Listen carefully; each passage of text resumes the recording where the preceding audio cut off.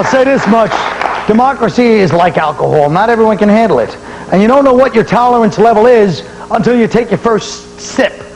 Let's look at the family histories of newer democracies to see if they have a chance at drinking from the sweet chalice of freedom, in moderation, of course. Russia. Well, the Soviet Union collapsed in 1991, and Russia's been trouble ever since. Nuclear weapons for sale, international prostitution rings, the mafia. We should have seen this one coming. From Peter the Great to Tsar Nicholas I to Joseph Stalin, Mother Russia hasn't met an iron fist she hasn't liked.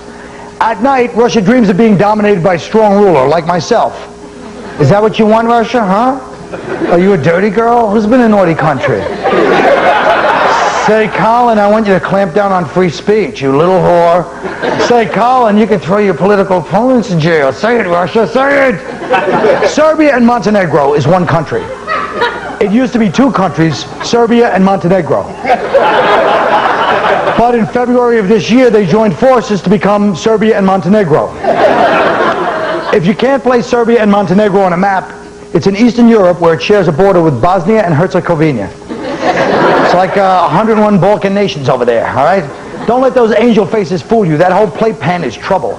World War I started in that playpen, but Serbia and Montenegro does have an endless supply of tall white guys who can shoot hoops. It's the only country that stops the NBA from being all black.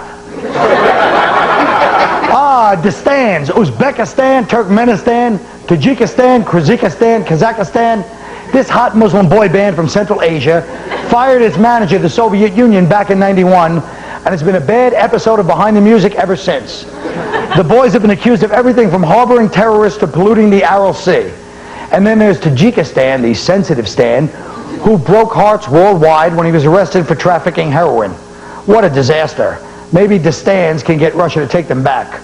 All right, now, here she is, our swaddling babe, Iraq, a democracy since last month. She's in stable condition in a preemie ward, being tended to by Doctors Rumsfeld and Bush. What a cutie pie. We got to be careful with this one. The Shiite Muslims want to make Iraq an Islamic democracy. That's not good enough for my little pudding. Look, it's a tough road, this democracy. Lots of countries can't handle it. Iraq's going to need a lot of help. We just got to make sure that America gets full custody. No visits from Russia or any other country that bailed on the war unless they're supervised by us.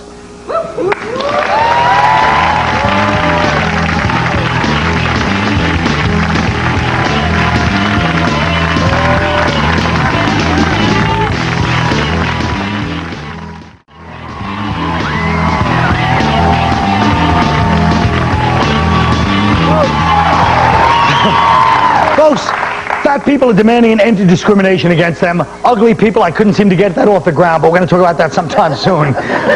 Soon, they're actually doing this march in Washington, I believe, unless this was a joke, but I thought it was serious, called the $1 Million March. Is that true? I swear to God. What other groups should be protected from discrimination and why? Patrice Oneal. Aside from black people, leave Indians from India alone. I know they look like suicide bombers. But they're not. No terrorists wear sweatpants and tube socks and tuxedo shoes with such pride. And do you think a woman who hated this country could give out bourbon chicken samples at the mall with such purpose? Leave them alone and leave these folks alone and let them worship the statue of the lady with the 6 arms and the Sinbad swords in peace. Lori Kilmartin. This one is very personal to me, Colin. I want to stop drug dealers in Harlem from discriminating against the blonde, blue-eyed white woman who lives in their building.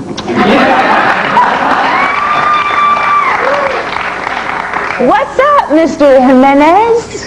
You think you can't sell me crack because I'm white?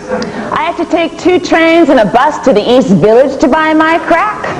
When I knock on your door at 3 a.m. on a Thursday with a $10 bill in one hand and imaginary roaches crawling up the other, you think it's okay to say, sorry, store's closed, snowflake? No soy la policía, Mr. Jimenez. No soy la policía.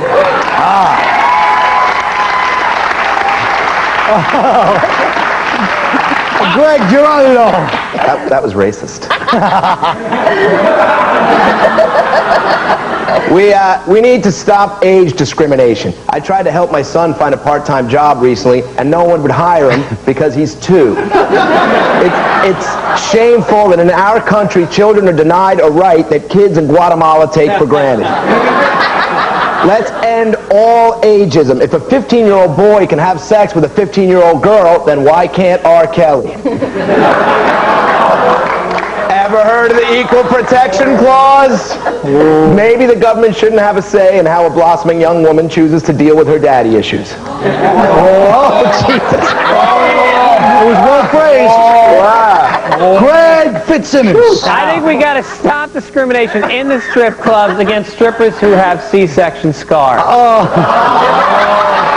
I mean, these are the women that need it. They have a child to support, not just a coke habit. That's right. The beautiful ones don't really need the money. Let's base our dollars we give away in strip clubs on needs. Now, I have a wife and a child.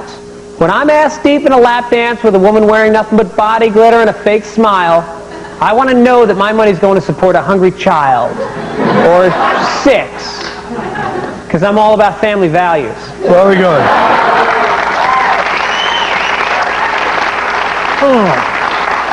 True. I say, what's the matter? No, nothing. What are you belly aching about when I'm about to do my thing? Sorry. You think I'm that much of a cool pro? You can yell in my ear while I do it? I can, so go ahead. I would say that we should stop discrimination against the corny. There are a lot of corny people out there who just say the wrong thing all the time or do the wrong thing. They're never hip or cool enough for our slick little society. I think that if you want to listen to Michael Bolton or NSYNC or whatever, that should be your business. If you want to put up a, hang in there, baby, cat sign in your office, that is fine by me, all right? I mean, I've got my own streaks like that anyway. I personally can't get out of the house in the morning unless I high-five my framed poster of Captain Corelli's Mandolin. Great movie. And then I do deep knee bends while I blast One Night in Bangkok on my clock radio. We now return you to your regular, more attractive programming. Good night.